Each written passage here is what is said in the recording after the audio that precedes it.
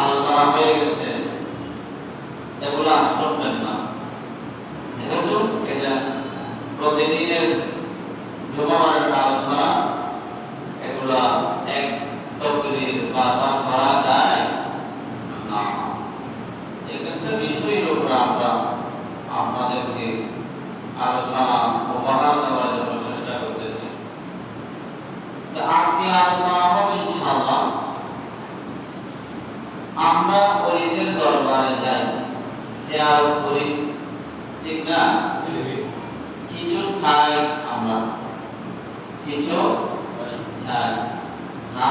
আমরা চাইলে আবার পাই, চাইলেও পাই। তো যারা চাই না তারা পায় না। আবার চাওয়ার মতো চাইতে হবে, তাহলে পাওয়ার মতো তারা পাবে। আমরা চাই, আমরা পাই।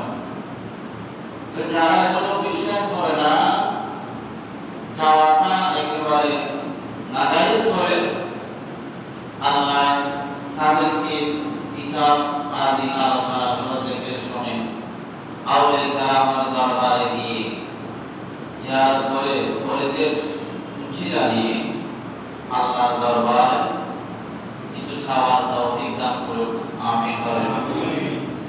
আল্লাহর ওলিদের দরবারে যাওয়া, ওখানে গিয়ে কিছু চাওয়া, চাইলে পাওয়া যায়, এই আলোচনা করবো ইনশাআল্লাহ। কি করবো? এই আলোচনা করবো। আলোচনাগুলো আমাদের সুন্নি আর একটা কিতাব থেকে করবো না। যারাই কি করে মাজারে না যাওয়ার জন্য বাধা দেয়, নিষেধ করে, তাদের বড় হুজুরের কিতাব থেকে ইনশাআল্লাহ কি দেব? দলিল দেব এবং আলোচনা করে ইনশাআল্লাহ শোনাবো। সবাই যেন শুনে আমল করে আউলিয়া কেরামকে মহব্বত করে শ্রদ্ধা করে আল্লাহ তাদেরকে তৌফিক দান করুন, আমিন।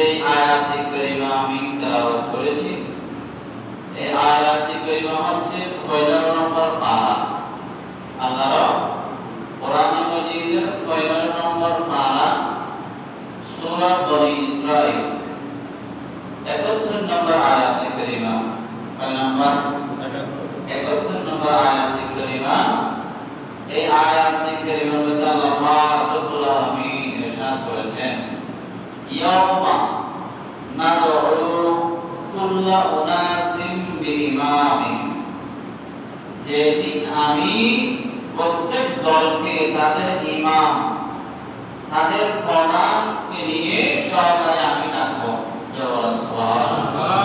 কি বলছে? তাদের ইমাম, তাদের দলের প্রধানকে নিয়ে আমি আল্লাহ ডাকবো। কোন দিন? সেই দিন কিয়ামতের ময়দানের দিন। এখানে অনেক মুফাসসির کرام বলেছেন আল্লাহর ওলি کرامদের কথা এবং নবীদের কথা, মাযহাবের যারা ইমাম, ওই ইমামদের কথা। সুবহানাল্লাহ।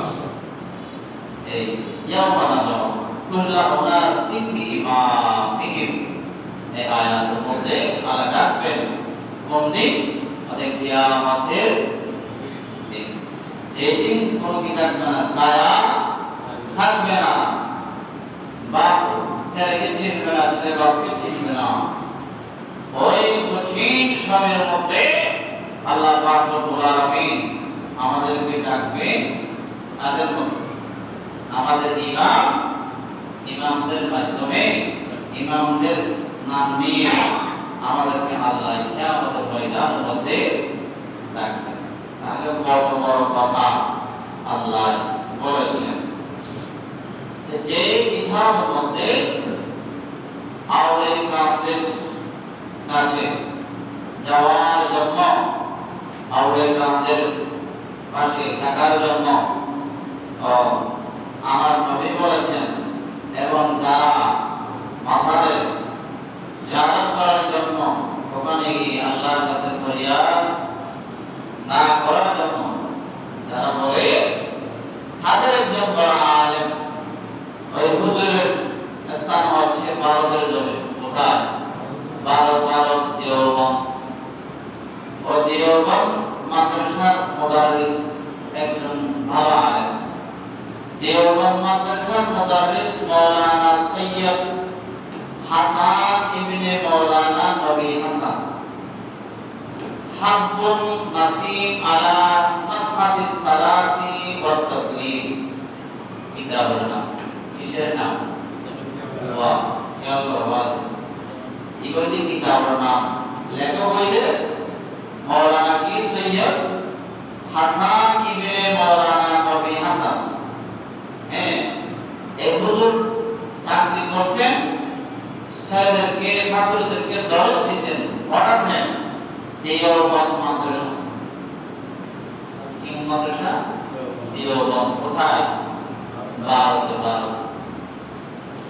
এই কিতাবের নাম হচ্ছে হাব্বুন নাসিম আলা নাফহাতিস সালাতি ওয়াত তাসলিম এই কিতাবে 33 নম্বর পৃষ্ঠার মধ্যে উনি একটি চমৎকার আউলে কেরাম সম্পর্কে আলোচনা করতেছেন সুবহানাল্লাহ উনি বলেন বলক একটি শহর বল একটি শহর অতএব বলক একটি শহরের মধ্যে একজন আল্লাহ পরহেজগার বান্দা ছিলেন একদম পরহেজগার বান্দা ছিলেন ওই বান্দাটা একজন ব্যবসায়ী একজন কি ব্যবসায়ী থেকে শুধু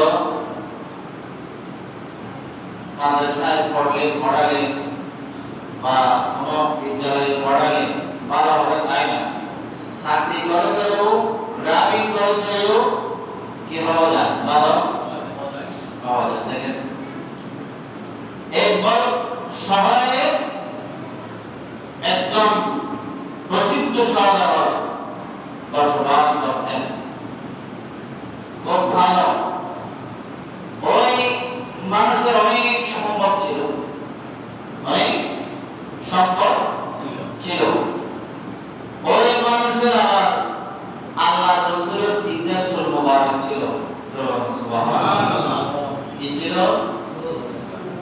তিনটা সুর মোবারক হ্যাঁ আল্লাহ রাসূলের কত চমৎকার মজার কথা এই সওদাগর আল্লাহ রাসূলের চুলকে তাজিম করতেন সম্মান করতেন এই সওদাগরের দুইটা ছেলে ছিল কয়টা দুইটা সওদাগর উনি যখন মারা গেলেন সওদাগর তখন তার সম্পদ যেগুলো আছে ইসলামের নিয়ম কানুন মোতাবেক বাবা সন্তান মারা গেলে যদি মেয়ে না থাকে মা না থাকে তাহলে সম্পদগুলো কি করবে সন্তানগুলো কি করবে সমান সমান ভাগ করে নেবে ঠিক না তো এই সওদাগর যখন মারা গেছে বাপকে দাফন কাফন করার পরে দোনোটাই নিজের বাপের রেখে যাওয়া দৌলত সম্পদগুলা বাপ করতে লাগলো সুবহানাল্লাহ সালাতুন ইয়া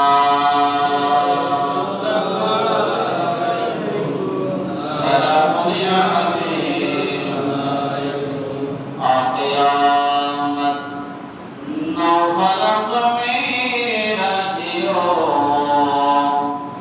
আম্বিয়া আউলিয়া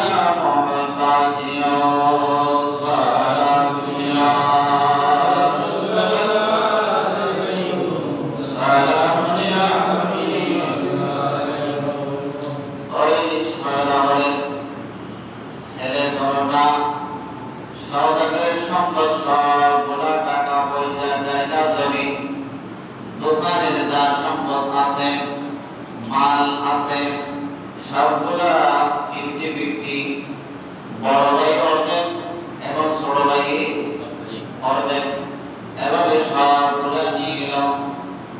নেওয়ার পরে যখন ওই আল্লাহর রাসূলের তিনটা চুল মোবারক তারা বাজারের কাছে ছিল, তখন বড় ভাই বলল, হে আমার ভাই, আমার বাবার কাছে আল্লাহর রাসূল সরকার মদিনা আকামলা নবী মুহাম্মদ রাসূলুল্লাহ সাল্লাল্লাহু তাআলা আলাইহি ওয়াসাল্লাম তিনটা কি আছে, চুল মোবারক আছে। হে ভাই, আমরা যখন এই আমার বাবার রেখে যাওয়া সম্পদ আমরা 50-50 অর্ধেক অর্ধেক আমরা ভাগ করেছি। ভাইজান শুদ্ধ চিন্তা সুপাইদা চিন্তা, একটা চুল আমাকে দাও আর একটা চুল মোবারক তুমি নাও। তাই বড় ভাই বলছে, এখন তো দুইটা দুটো কি হয়ে গেল, ভাগ হয়ে গেল, এখন আর একটা চুল কি আছে বাকি আছে, এটা কি করা যায়?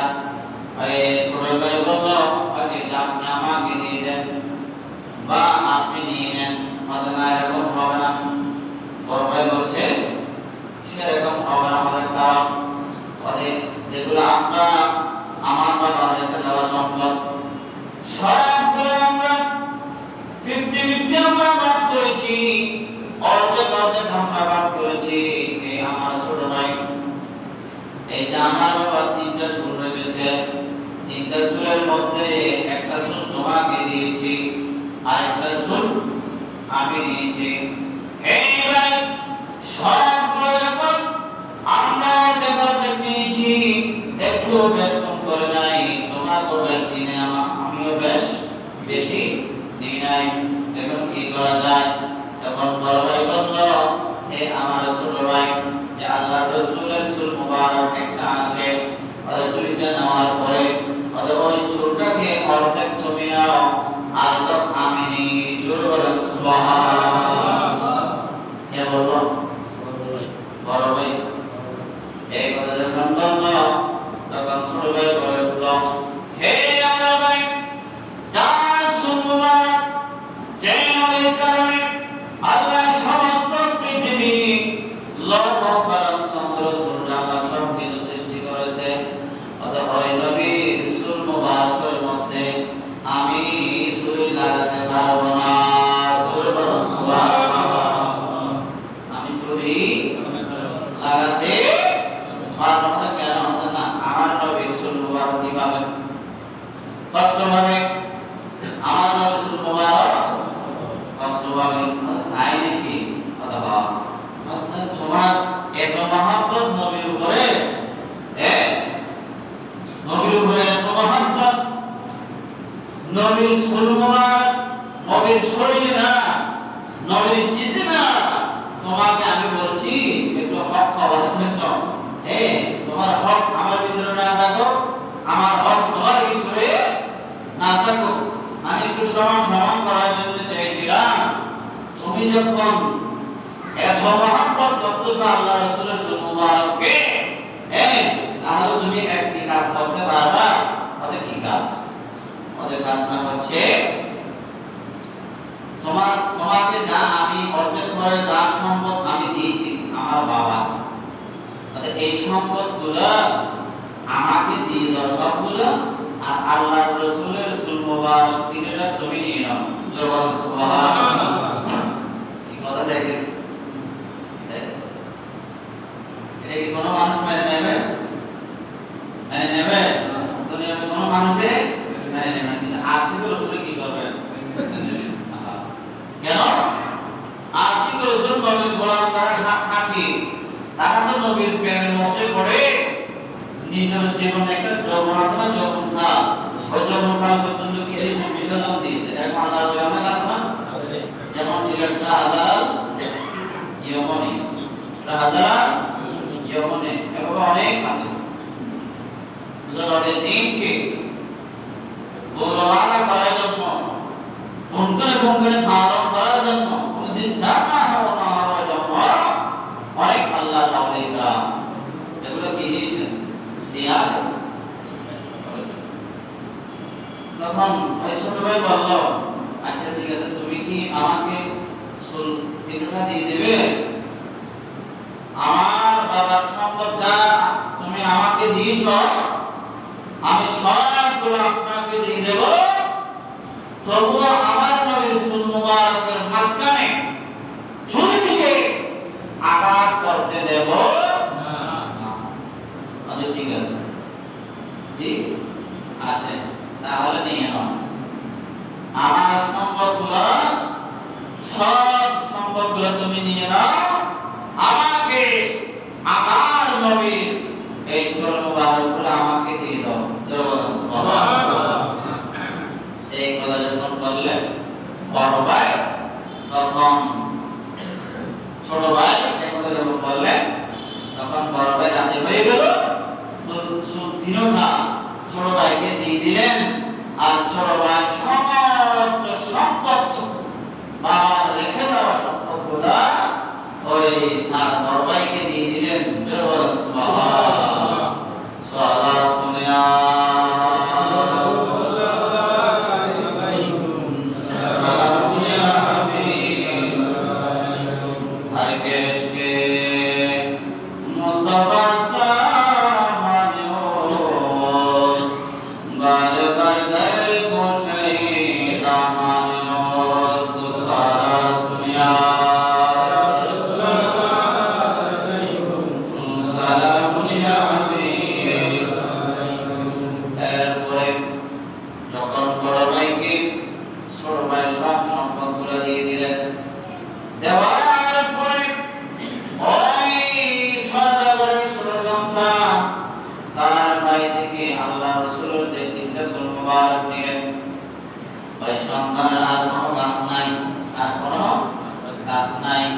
প্রতিদিন দুনিয়াবি অন্য কোনো কাজ করতেছে না, আমার হায়াত জন্য যে 3টা চুল মুবারক রয়েছে নিয়েছেন, ওই চুল মুবারককে তাজিম করতেছে। সুবহানাল্লাহ। প্রতিদিন সকাল বিকাল আমার নবী যে চুল মুবারক দিয়েছে, ওই চুল মুবারকগুলোকে তাজিম করতেছে, পরিষ্কার করতেছে, ওই চুল মুবারকগুলোকে নিয়ে বসে রয়েছে, নবীর উপর ধরে শুয়ে পড়তেছে। এইভাবে দিন কাটতেছে। তখন ছোট ভাই তার সম্পদ 0 থেকে একদম বাড়তে লাগলো, একবার বাড়তে লাগলো। যেই বড় আল্লাহ রাসূল সরকারে মদিনা আকামালা কারামে জিন্দাবে কামলে বালা নবী সুল মুবারককে কাটতে চেয়েছিল। বড় ভাই তার সম্পদগুলো ধীরে ধীরে আস্তে আস্তে কমতে শুরু করলো। কমতে দেখা যাচ্ছে একেবারে 0-এর মধ্যে চলে আসছে। বড় ভাইয়ের সম্পদ যখন 0-এর মধ্যে চলে আসলো, ওই কিছুদিন পূর্বে যে ছোট ভাই আল্লাহ রাসূলের চুল মুবারককে তাজিম করেছিলেন, সম্মান করেছিলেন, সমস্ত সম্পদ চুল মুবারকের বিনিময়ে বড় ভাইকে দিয়ে দিলেন। ওই ছোট ভাই ইন্তেকাল করলেন। সুবহানাল্লাহ। ভাইকে কি করলেন? ইন্তেকাল করলেন। ইন্না লিল্লাহি ওয়া ইন্না ইলাইহি রাজিউন। মারার পরে ওই পাড়া প্রতিবেশী যারা রয়েছে সবাই মিলে আর তাকে কাফন দাফন দিয়ে জানাজার নামাজ পড়াইয়া কবরের মধ্যে দাফন করে দিয়ে বাড়িতে সবাই চলে আসলেন। কয়েকদিন যাওয়ার পরে ওই এলাকার মধ্যে একজন আল্লাহর ওলি রয়েছে, আলেম রয়েছে। উনি স্বপ্ন দেখলেন হায়াতুন নবীকে, আমার নবীকে স্বপ্ন দেখলেন। আমার নবী এসে বললেন, এই আমার বান্দা, আমার উম্মত, তুমি তো জীবিত আছো, তোমাকে আল্লাহ আরো অনেক হায়াত দিয়েছেন, তুমি তো অনেক দুনিয়াতে বেঁচে থাকবা। যে সওদাগরের সন্তান আমার মহব্বতের মধ্যে পড়ে, তার বাবা বিরাট সম্পদ সবগুলো কোরবানি দিয়েছে আমার চুল মুবারক তার জন্য, সম্মান করার জন্য তার বড় ভাই তার থেকে সম্পদ নিয়ে নিয়েছে। এই আমার বলি, এই আমার উম্মত, তুমি কাকে গিয়ে দুনিয়ার মানুষকে, এলাকার মানুষকে বড় দেওয়া ওই সওদাগরের কবর মধ্যে গিয়ে জিয়ারত করার জন্য। সুবহানাল্লাহ। কি করার জন্য? কার জিয়ারত? সওদাগরের ছোট সন্তানের কবর জিয়ারত করার জন্য। কেন? ওই সন্তান আমার নবীর সুন্নাতকে কি করেছে? তাজিম করেছে। নবীর হব্বে মুস্তাফা, নবীর ভালোবাসা ওই সন্তানের অন্তরের মধ্যে ছিল। তখন বললেন, এই আল্লাহর বলি, আমার উম্মত, তুমি তাদেরকে বলবা, তোমার এলাকার মানুষকে বলবা এবং তোমার বন্ধু বান্ধবকে বলবা, আল্লাহর যারা বান্দা বান্দী আছে সবাইকে বলবা, যাদের হাজাত আছে, যাদের নেক হায়াত আছে, বা যারা কিছু চাইবে ও কোনো কিছুর অভাব আছে, তারা যেন ওই আল্লাহ বান্দা আমার উম্মত, আমার আশিকের কবর পাশে গিয়ে তারা যেন চায় আল্লাহর কাছে। সুবহানাল্লাহ। এগুলো কে শিখিয়ে দিচ্ছে? আল্লাহ রাসূল কোথায়? স্বপ্নের মধ্যে এসে ওই সওদাগরের পাশে একজন কি আছে? ভালো পরহেজগার বুজুর্গ আলেম বা ওলি আছে। ওই ওলিকে আল্লাহ রাসূল স্বপ্নের মধ্যে এসে বলছে, ওই সওদাগরের ছোট সন্তানের কবরের পাশে গিয়ে মানুষ জিয়ারত করার জন্য, এবং জিয়ারত করবে ওনার ওখানে গিয়ে আল্লাহর কাছে কিছু চাওয়ার জন্য। যার চাওয়া কি আছে? আকাঙ্ক্ষা আছে, বা যার যেটা দরকার, যার যেটা প্রয়োজন, এটা ওই সওদাগরের ছেলের কবরের পাশে গিয়ে আল্লাহর কাছে চাওয়ার জন্য বলছে। সুবহানাল্লাহ। কথাগুলো কি আমি বলছি? কে? যারা মাজারে না যাওয়ার জন্য বলে, ওই তাদের একজন হুজুর, দেওবন্দ মাদ্রাসা হুজুর, কি নাম বললাম? মাওলানা সৈয়দ হাসান ইবনে মাওলানা নবী হাসান। উনি বলছে, কিতাবের নাম কি বললাম? হাব্বুন নাসিম আলা নাফাদিস সালাতি ওয়াত তাসলিম। 33 নম্বর হচ্ছে আমার লিস্টে, 33 নম্বর পৃষ্ঠা।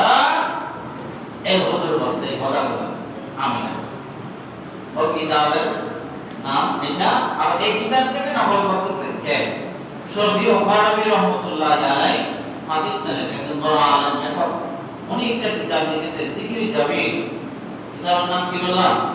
জিকির জামিল। ওই কিতাবটা আমার কাছে আছে, উর্দু বলি ওই কিতাবের মধ্যে এই কথাগুলো আছে।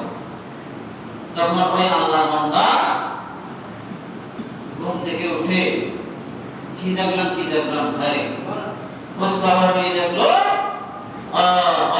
জায়গার মধ্যে কিছু দূরে সওদাগর ছিল। ওই সওদাগরের দুইজন সন্তান ছিল, একজন মারা গেছে, যেটা ছোট সন্তান। মানুষটাকে জিজ্ঞেস করলো, কি ব্যাপার? আমি তো অন্য কাউকে এভাবে স্বপ্ন দেখি নাই, কারো কবরের কাছে গিয়ে এভাবে বলা যাওয়ার জন্য আমাকে তো আল্লাহ রাসূল কোনোদিন বলে নাই, আজকে এরকম স্বপ্ন কেন দেখলাম আমি? তখন মানুষের কাছে জিজ্ঞেস করে, এই ব্যাপার আমি যে পূর্বে ঘটনা বলে আসছিলাম, ওই সবগুলো ঘটনা আল্লাহ বলে শুনেছেন, পরহেজগার আলেম উনি শুনেছেন। শোনার পরে বলছে, হ্যাঁ ঠিক আছে, যে মানুষের অন্তরে আল্লাহর প্যার রাসূলের মহব্বত থাকে, ওই মানুষের জন্য দুনিয়ার সম্পদ কিছু না, এগুলো তুচ্ছ, ঠিক না? তখন উনি বলে দিলেন, হে আল্লাহর বান্দারা, নবীর উম্মতরা, তোমরা কার কি প্রয়োজন, তোমাদের কার কি প্রয়োজন, ওই প্রয়োজন মিটানোর জন্য, তোমাদের নিয়ত পূরণ হওয়ার জন্য ওই সওদাগরের ছোট ছেলের কবরের পাশে গিয়ে জিয়ারত করে আল্লাহর দরবারে তোমরা ফরিয়াদ জানাও। সুবহানাল্লাহ। মানুষ এমনি ছোটখাটো মানুষ বলতে অবিশ্বাস করত, ঠিক না? এমন একটা কথা বলেছে যে আলেমের কথা গ্রহণযোগ্য, সমাজের মান্যগণ্য মানুষ, ধর্মের মান্যগণ্য মানুষ, এরকম একজন মানুষ আল্লাহর মকবুল বান্দা। উনি যখন বলেছে এলাকার মানুষ সবাই গিয়ে ওই সওদাগরের ছেলে কবরের পাশে গিয়ে জিয়ারত করে আল্লাহর কাছে ফরিয়াদ করতেছে, তার যেটা প্রয়োজন এটা দেখতেছে। ওখানে ফরিয়াদ করে ফরিয়াদ আসতেছে, কিছুদিন পরে যেটার জন্য আরজি করে এটা ভুল হয়ে যায়, সুবহানাল্লাহ, এটা পেয়ে যায়। যখন এভাবে হচ্ছে দেখা যাচ্ছে মানুষ দলে দলে দলে দলে ওই সওদাগরের ছেলের কবরের পাশে যাচ্ছে। এটা আর কবর নাই, এটা মাজার হয়ে গেছে, সুবহানাল্লাহ। এটা কি নাই, কবর নাই, মাজার হয়ে গেছে। মানুষ আরো মাজারটা সস্তা করার জন্য মানুষ কি করছে, জিতে জিতে করতেছে, খারা দেখে যাবে, খেয়ে ঠিক করে দেবে, এরকম হয়ে গেছে।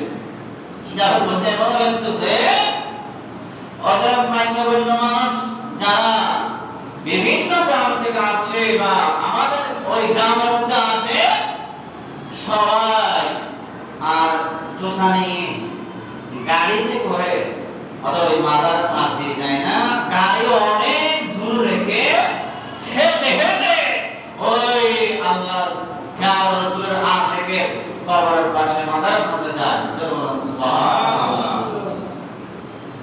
তাহলে বোঝা যাচ্ছে যারা নবীকে মানার মতো মানে, ধর্মকে মানার মতো মানে, নবীকে মহব্বত করার মতো করে, তারা মরার পরেও অমর, তারা দুনিয়াতে সম্মানিত এবং দুনিয়া থেকে যাওয়ার পরেও কি সম্মানিত।